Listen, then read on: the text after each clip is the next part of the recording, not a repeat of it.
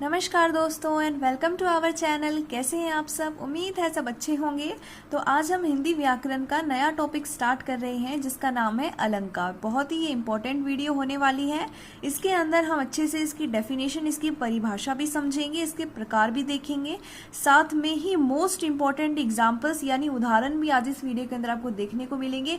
और सबसे ज़्यादा अच्छी बात ये है आपके लिए कि मैं मैक्सिमम जितने भी आपके अलंकार के प्रकार हैं उनकी परिभाषा उदाहरण के साथ साथ आपको ट्रिक भी बताऊंगी किस तरीके से आप इनको ध्यान में रख सकते हैं और सेकंडों के अंदर आपके पेपर में आंसर कर सकते हैं।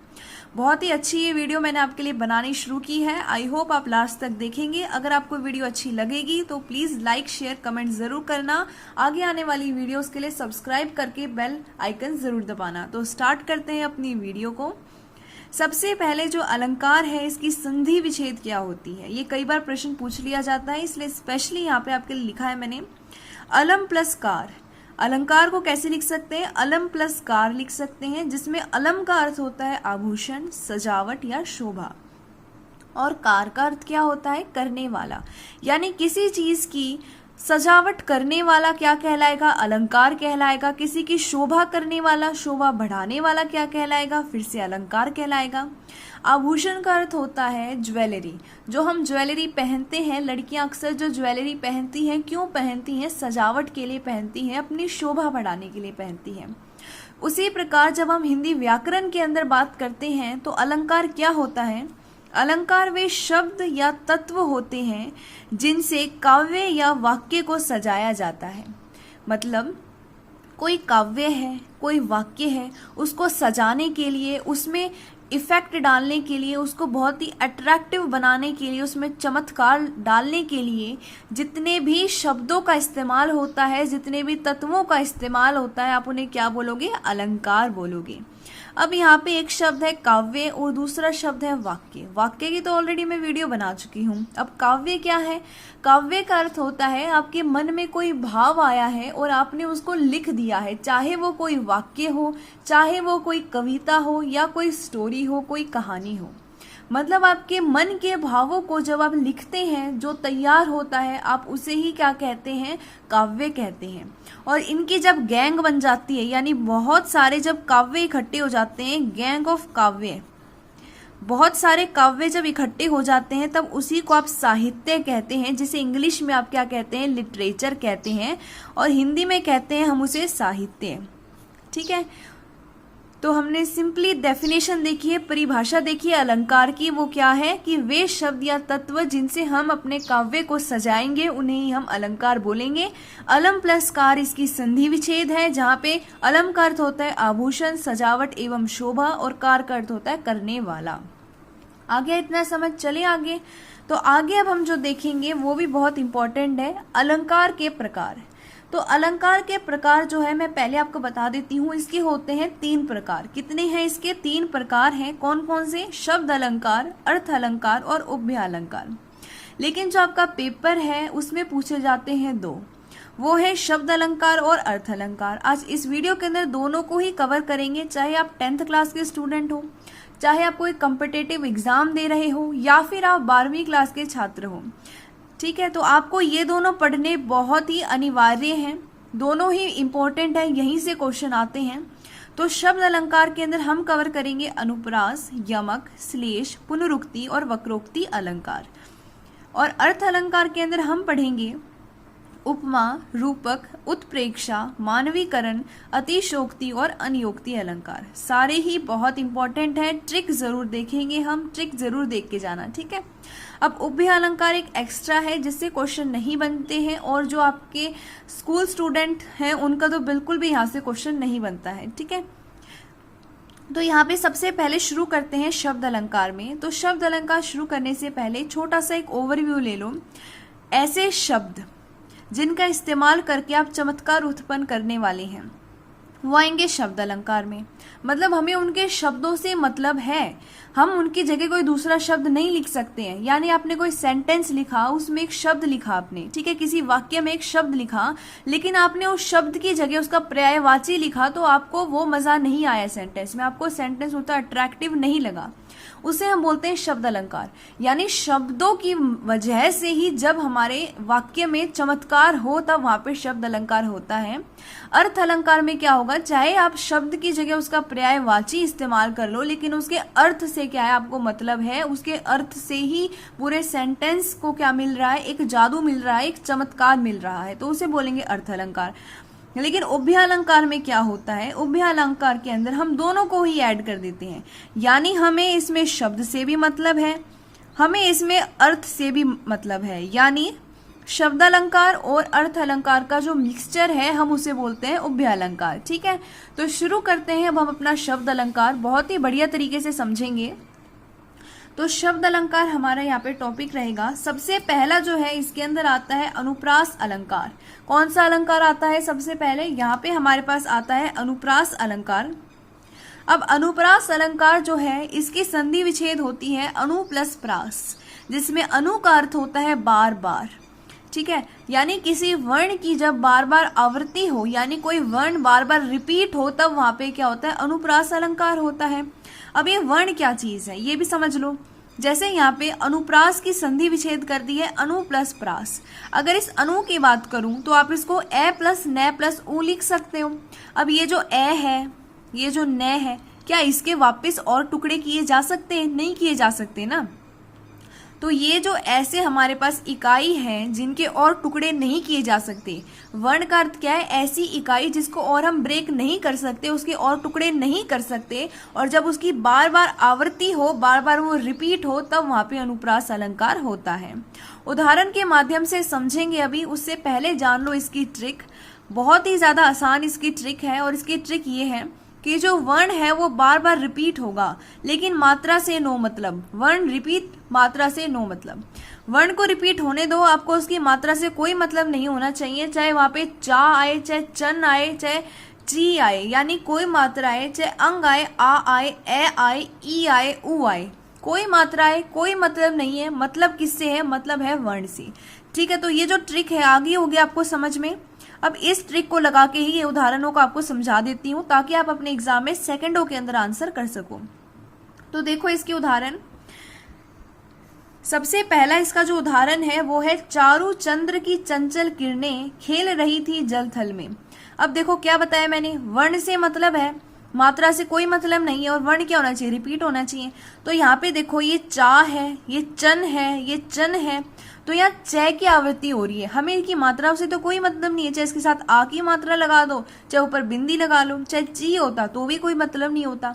तो यहाँ च जो है हमें इसके ऊपर फोकस करना है। ये जो च है ये रिपीट हो रहा है, तो यहाँ कौन सा अलंकार है, अनुप्रास अलंकार है, बिल्कुल सही। इसी तरीके से और उदाहरण देखो इसके। कानन कुंडल कुंचित केसा। अब यहाँ का है, यहाँ कु भी है, और ऊपर बिंदी भी है, यहाँ पे भी कुन भी है, और यहाँ के है। देखो मात्रा तो कुछ भी हो सकती है, हमें मात्रा से तो कोई मतलब ही नहीं है। तो हम क्या देखेंगे, हमें बस दिखाई देना चाहिए कै, चाहे उसके साथ कोई मात्रा लगी हो। क्या रिपीट हो रहा है, क्या बिल्कुल हो रहा है। क्या यहाँ भी है, यहाँ भी है, यहाँ भी है, और यहाँ भी है। तो यहाँ पे कौन सा अलंकार है, अनुप्रास अलंकार है, बिल्कुल सही। अब इसका लास्ट एग्जाम्पल देखो। एग्जाम्पल तो बहुत सारे हो सकते हैं, ये वो एग्जाम्पल मैंने छांट के लिए हैं जिनसे आपको समझ भी अच्छे से आ जाए, और ये मोस्ट कॉमन एग्जाम्पल है जो अक्सर आपके पेपर में पूछ लिए जाते हैं। रघुपति राघव राजा राम। अब यहाँ पे देखो रे है, ये रहा रे, ये रहा रे, ये रहा रे, मात्रा से तो कोई मतलब ही नहीं है, तो कौन सा अलंकार हो गया, अनुप्रास अलंकार हो गया। ठीक है, तो अनुप्रास अलंकार आई होप आपको समझ में आ गया होगा, जिसमें क्या होगा, वर्ण की बार बार आवृत्ति होगी। ट्रिक क्या थी कि वर्ण रिपीट होना चाहिए, मात्रा से नो मतलब, हमें कोई फर्क नहीं पड़ेगा चाहे कोई मात्रा आप लगा दो। ठीक है, अब आगे चलते हैं। अब हम देखेंगे यमक अलंकार। यमक का अर्थ होता है दो। अब दो क्या है, एक से तो ज्यादा है ना, एक से ज्यादा क्या है, दो है, बिल्कुल सही। तो यमक का अर्थ होता है दो। अब इसके अंदर क्या होगा, एक शब्द एक से अधिक बार प्रयोग हो, यानी दो बार आए, तो दो बार कह दिया क्योंकि एक से ज्यादा क्या है, दो है। तो दो या फिर दो से ज्यादा। एक शब्द एक से अधिक बार प्रयोग हो पर हर बार उसका अर्थ अलग हो, यानी एक शब्द है एक से ज्यादा बार आएगा पर हर बार अपना जो मतलब है वो बदल लेगा। बहुत ज्यादा रेनबो की तरह कलर दिखाता जाएगा वो, मतलब हर बार जो है उसको चेंज करोगे, नया शब्द लिख दोगे उसकी जगह, लेकिन मतलब क्या करेगा, वो बदल देगा। यानी रिपीट करेगा वर्ड खुद को लेकिन अलग अलग मतलब के साथ। ये इसकी ट्रिक है। ध्यान से देखो ट्रिक क्या है कि शब्द रिपीट होगा, सेम शब्द रिपीट होने वाला है, लेकिन हर बार जब जब वो रिपीट होगा उसका मतलब जो है वो अलग हो जाएगा, चेंज हो जाएगा। इसको भी उदाहरण के माध्यम से समझते हैं। जैसे पहला एग्जाम्पल यहाँ पे आपके पास, काली घटा का घमंड घटा। सबसे पहले तो क्या है, रिपीट करेगा वर्ड। कौन सा वर्ड रिपीट होता दिख रहा है, घटा। तो अब एक बार तो यहाँ पे आया है और दूसरी बार घटा यहाँ पे आया है, तो काली घटा। यहाँ पे घटा का अर्थ है बादल, यानी काले बादल का घमंड घटा, यानी कम हुआ। तो देखो शब्द तो रिपीट हुआ है लेकिन हर बार क्या है, नया मतलब है, उसका अलग मतलब है। काले बादल का, काली बादल का घमंड घटा, कम हुआ। ठीक है, इसको बोलते हैं हम यमक अलंकार। इसके बाद दूसरा एग्जाम्पल देखो, 3 बेर खाती थी वह 3 बेर खाती है। यहाँ पे क्या रिपीट हुआ है, यहाँ 3 तो रिपीट हुआ है लेकिन दोनों में क्या है, 3 का अर्थ 3 ही है, काउंटिंग वाला 3। लेकिन अब दूसरा जो शब्द यहाँ पे रिपीट हुआ है वो है बेर। ये रहा बेर और ये रहा बेर। तो यहाँ पे इसका मतलब अलग है, यहाँ पे इसका मतलब क्या है, अलग है। वो मैं बता देती हूँ। 3 बेर खाती थी वह 3 बेर खाती है, यानी 3 टाइम खाती थी वो पहले, और अब सिर्फ 3 बेर खाती है, 3 फ्रूट वाले बेर खाती है। ये इसके कहने का मतलब, पहले तो भाई वो 3 टाइम खाती थी यानी 3 बेर खाती थी, और अब वो 3 बेर खाती है, फ्रूट वाले 3 बेर अब वो खा रही है। तो देखो वर्ड क्या है, सेम है, तो रिपीट कर रहा है वर्ड खुद को और अलग अलग मतलब के साथ, तो इसे बोलते हैं यमक अलंकार। इसके बाद तीसरा एग्जाम्पल देखो, इसका तीसरा उदाहरण है, माला फेरत जुग भया फिरा न मन का फेर, कर का मन का डार दे मन का फेर। यहाँ पे देखो क्या रिपीट हो रहा है, यहाँ पे रिपीट हो रहा है मन का। अब मन का अर्थ क्या है, एक बार तो मन का अर्थ है मोती, यानी मोतियों को, जैसे माला जब है उसको जपते हैं, मोतियों को बदलो, मोतियों को जपो। और दूसरी जगह इसका अर्थ है कि मोतियों को ही मत फेरते रहो, मोतियों को बदलने से क्या होगा, दूसरा अर्थ है मन का फेर, यानी अपनी मन की इच्छाओं को फेरो। यानी मन का एक जगह है अर्थ इच्छाएं, मन की इच्छाएं, और दूसरी जगह है मोती। ठीक है, अब नेक्स्ट हमारे पास जो आता है अलंकार, वो आ गया है हमारा श्लेष अलंकार और वक्रोक्ति अलंकार। दोनों साथ क्यों लिखे हैं मैं बता देती हूँ, क्योंकि दोनों एक ही चीज है। जो वक्रोक्ति अलंकार है इसका ही एक हिस्सा होता है श्लेष वक्रोक्ति अलंकार, और नॉर्मल अगर आप श्लेष अलंकार अलग से देखते हैं तो वो भी वही काम करेगा जो वक्रोक्ति अलंकार करता है। दोनों एक ही चीज है, इसलिए दोनों को मैंने साथ में लिख दिया है। तो श्लेष अलंकार के अंदर जो श्लेष शब्द है इसका अर्थ क्या होता है, इसका अर्थ होता है चिपकना। क्या होता है इसका अर्थ, चिपकना। अब चिपकना क्या होता है भाई, चिपकना होता है यहाँ पे इसका मतलब, और चिपकना क्या है, किसी चीज से चिपक गए हैं यानी उससे अटैच हो गए हैं, उसके बिना तो हम जाएंगे ही नहीं जाएंगे। तो यहाँ पे श्लेष अलंकार का अर्थ है जब एक शब्द एक ही बार आए परंतु उसके कई अर्थ हो, यानी एक ही शब्द से कई अर्थ चिपके हुए हैं। एक शब्द एक से जो ज्यादा बार है वो नहीं आने वाला, क्यों, क्योंकि ये जो शब्द है वो तो एक ही बार आएगा, अर्थ कई आएंगे। ठीक है, एक शब्द एक ही बार आएगा परंतु उसके कई अर्थ होंगे। तो इसकी ट्रिक यही है भाई, आसान सी इसकी ट्रिक है, 1 वर्ड मैनी मतलब। शब्द एक ही बार आएगा लेकिन उसके बहुत सारे मतलब होंगे। उदाहरण के लिए देखते हैं, चरण धरत चिंता करत चितवत चारू और सुबरन को खोजत फिरत कवि व्यभिचारी चोर। अब यहाँ पे कोई भी ऐसा शब्द तो है नहीं जो बार बार रिपीट हुआ है, पर ऐसा कौन सा शब्द है जिसके कई मतलब हैं, तो वो है सुबरन। अब जो सुबरन है एक ही बार आया है, पूरे यहाँ पे देख लो आप चाहे, इसके अंदर एक ही बार सुबरन आया है लेकिन इसके साथ कई मतलब चिपके हुए हैं, यानी कई मतलब श्लेष है, श्लेष का अर्थ होता है चिपकना। तो इसके साथ कई जो शब्द हैं, कई जो मतलब है वो चिपके हुए हैं। क्यों, क्योंकि सुबरन का अर्थ कवि के लिए कुछ और है, व्यभिचारी के लिए कुछ और है, और चोर के लिए कुछ और है। कवि के लिए सुबरन का अर्थ है कि वह अच्छे अच्छे नए नए शब्दों को खोज रहा है, और व्यभिचारी का अर्थ है, व्यभिचारी के लिए सुबरन का जो अर्थ है वो ये है कि वो फिर रहा है एक सुंदर स्त्री खोजने के लिए, एक सुंदर जो पत्नी है वो खोजने के लिए वह फिर रहा है। और चोर के लिए सुबरन का अर्थ है कि वह सोना ढूंढने के लिए फिर रहा है। ठीक है, तो आप देख रहे हो कि सुबरन के लिए अलग अलग लोगों के लिए कई यहाँ पे शब्दों के मतलब चिपक चुके हैं। सुबरन का जो मतलब है वो 3 हमने मतलब देख लिए हैं, यानी इससे कई जो अर्थ है वो चिपक चुके हैं। तो ऐसे अलंकार को हम कहते हैं श्लेष अलंकार। ठीक है, फिर देखो मंगन को देख पट देत बार बार। अब यहाँ पे जो पट शब्द है ये भी एक बार आया है, परंतु इसके अर्थ अलग अलग हैं। देखो, मंगन को देख पट देत बार बार, एक अर्थ तो है इसका वस्त्र देना, कपड़े देना, यानी मांगने वाले को देखकर कोई बार बार कपड़े देता है, वस्त्र उनको देता है। और दूसरा अर्थ है दरवाजा, यानी मंगन को देख पट देत बार बार, यानी मांगने वाले को देखते ही कोई बार बार दरवाजा बंद कर देता है। तो हुए ना कई अर्थ, यानी एक शब्द है एक ही बार आएगा, मतलब उसके कई यहाँ पे चिपक चुके हैं, इसे बोलेंगे श्लेष अलंकार। साथ में ही वक्रोक्ति अलंकार भी यही होता है। इसके बाद हम जो हमारे शब्द अलंकार हैं उसका आखिरी जो प्रकार है वो देखेंगे, जो है पुनरुक्ति अलंकार। पुनरुक्ति का अर्थ होता है बार बार रिपीट करना।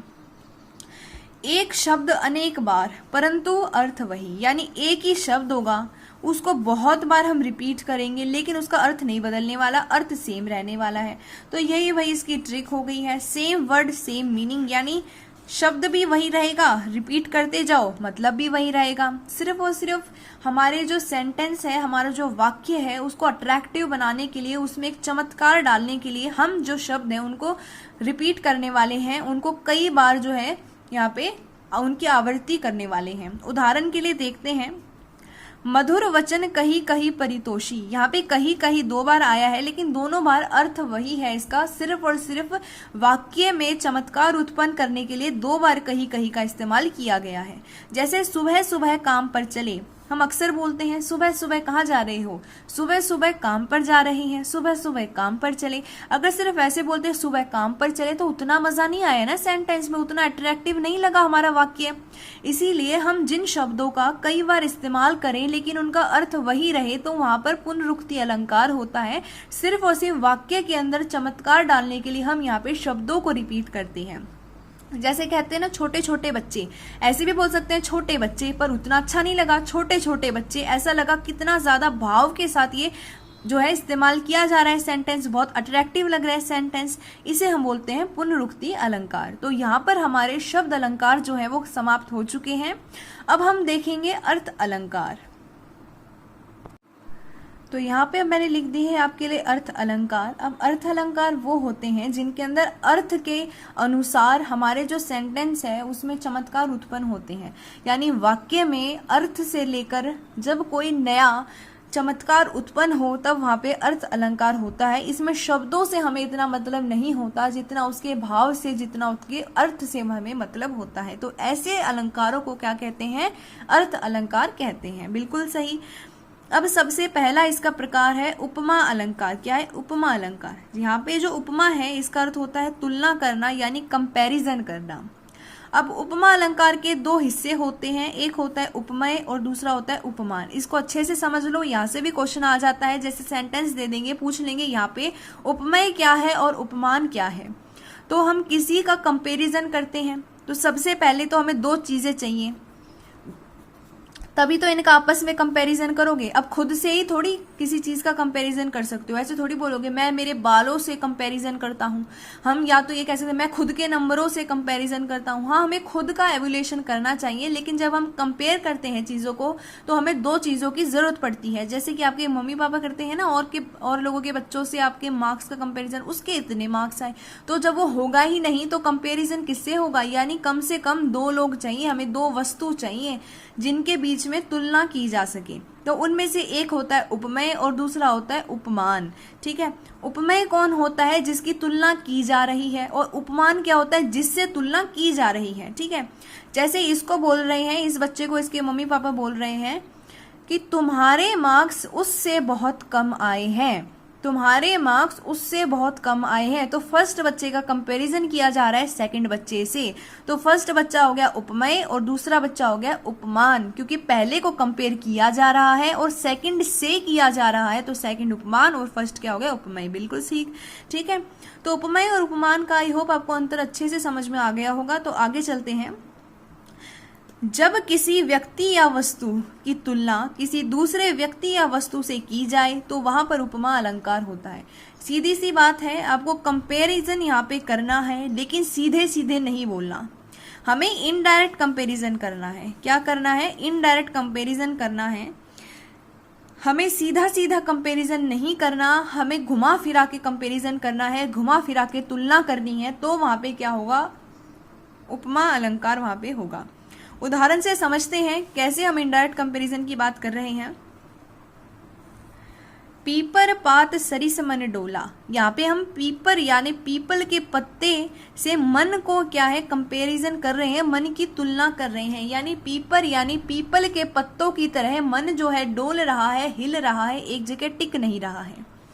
पीपर पात सरिस मन डोला। उसके बाद सागर सा गंभीर हृदय हो, गिरी सा ऊंचा हो जिसका मन। यानी वो ये किसी को कंपैरिजन यहाँ पे सीधी सीधी नहीं करे, किसी के बारे में बात कर रहे हैं लेकिन हमें नहीं पता वो किसके बारे में बात कर रहे हैं। ठीक है, सीधा सीधा कंपैरिजन यहाँ नहीं किया जा रहा है, इनडायरेक्ट यहाँ पे कंपैरिजन किया जा रहा है कि सागर सा गंभीर हृदय हो। अब यहाँ पे जो हृदय है, मन है, उसकी कंपैरिजन की जा रही है सागर से।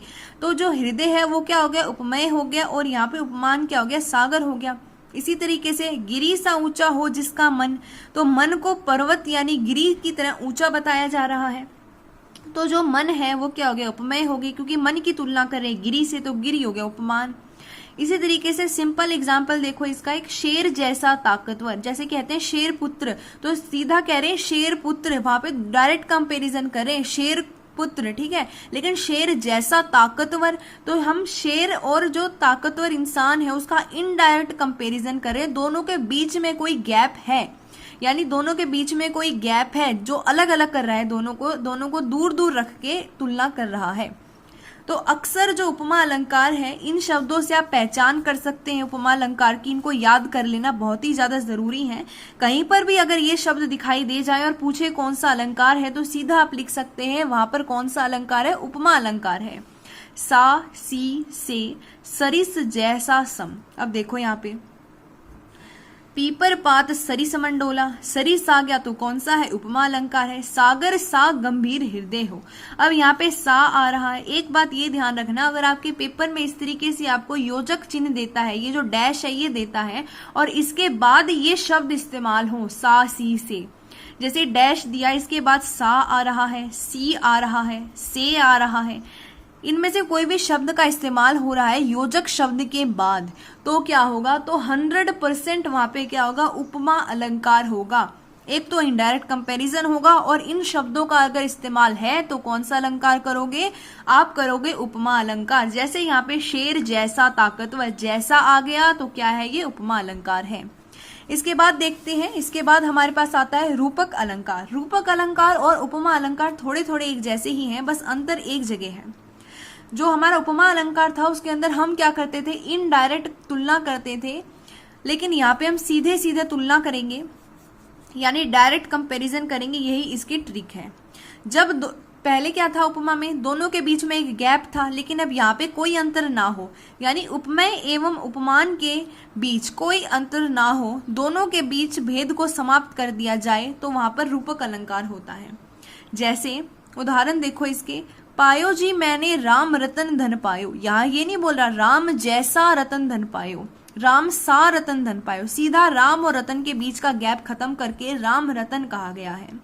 मतलब तो इसका वही है, लेकिन लिखते समय इसके जो कंपैरिजन है, तुलना करते समय सीधी सीधी बात लिखी गई है।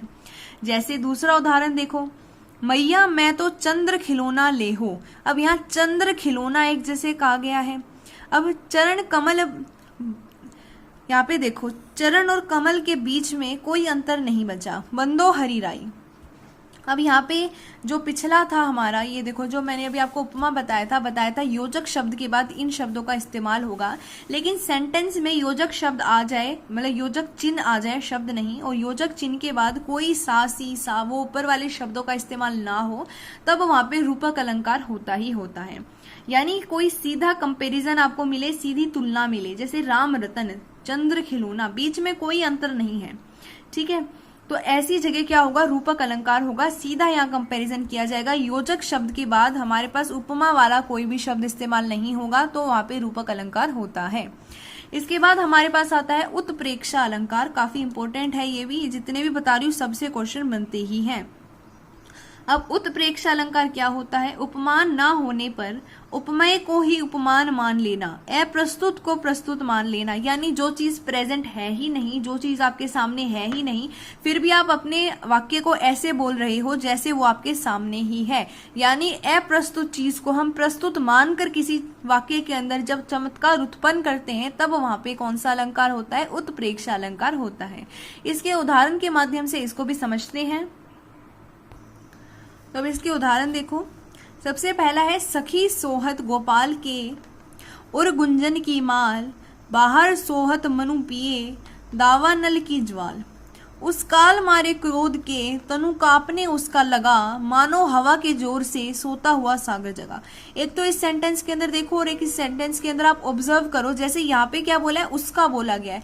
अगर वो यहाँ पे प्रेजेंट होता, अगर आप और मैं आमने सामने हैं, तो मैं ऐसे क्यों बोलूंगी किसी तीसरे इंसान के लिए उसका? मैं तो ऐसे बोलूंगी ना इसका।